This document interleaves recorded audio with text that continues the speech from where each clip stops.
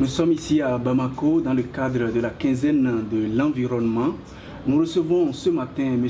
Albakaï Ousmane Kounta, qui est un poète, écrivain, instituteur. Je me demande, M. Kounta, qu'est-ce qu'un poète vient chercher dans une quinzaine de l'environnement? L'environnement, c'est d'abord la poésie. Ouais. La poésie, une partie de l'environnement, c'est la poésie, c'est les forêts, c'est l'eau qui coule, c'est tous les repères qu'on avait et qui sont perdus. C'est perdu, ces repères-là. C'est perdu, les repères de notre enfance, c'est perdu. Donc, c'est tout ce que j'ai chanté qui me fait venir à assister à une conférence sur l'environnement pour savoir qu'est-ce que c'est que les gens pensent de l'environnement.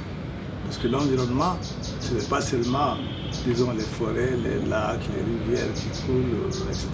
Les oiseaux qui chantent, ce n'est pas ça seulement. Mais il y a aussi l'intérieur de l'homme.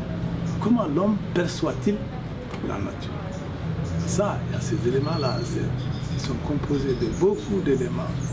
C'est tout ça qui fait l'environnement. Et c'est pourquoi je suis venu là.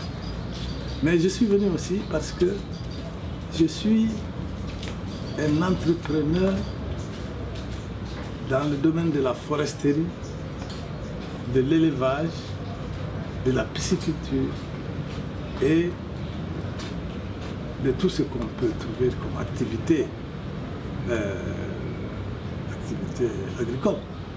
Et j'ai pour ça une ferme de 80 hectares qui est là, 80 hectares, qui est là, que j'anime, qui a bien avancé et j'en suis très content.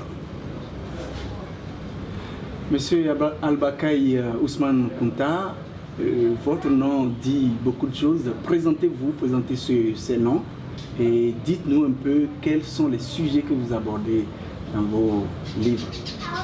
Bon, je vais d'abord parler de poésie parce que c'est ça la raison de la création de ma démarche littéraire. Albakaï, mon nom, ça veut dire le pleureur. Ça, c'est dans le sens poétique du terme. Bon. C'est-à-dire que j'ai des larmes faciles, c'est vrai d'ailleurs. Et lorsque je vois une belle femme, je pleure. Alors. Lorsque je vois des beaux oiseaux,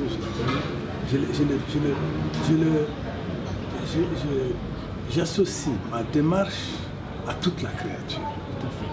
Que ce soit tout ce qui est beau et tout ce qui est vilainement beau.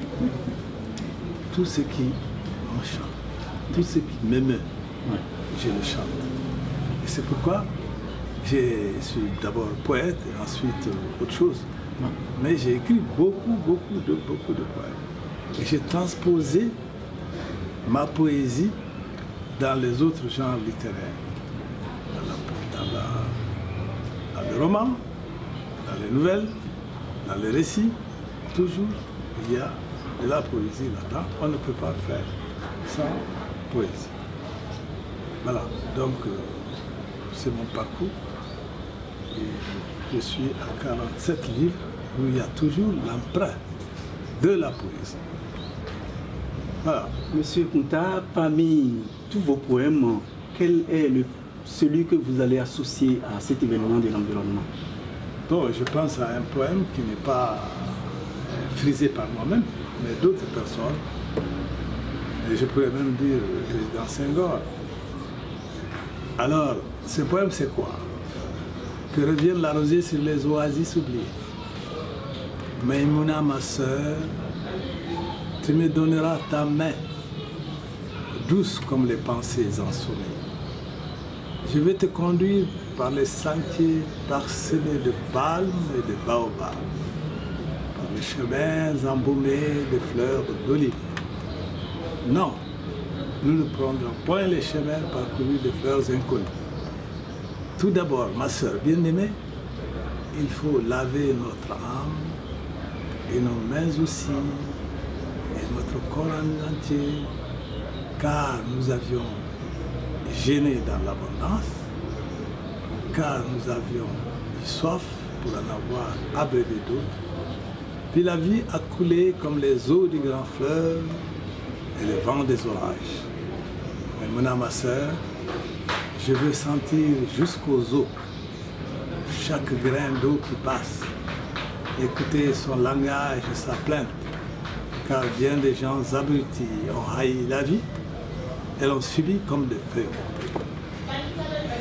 Merci beaucoup.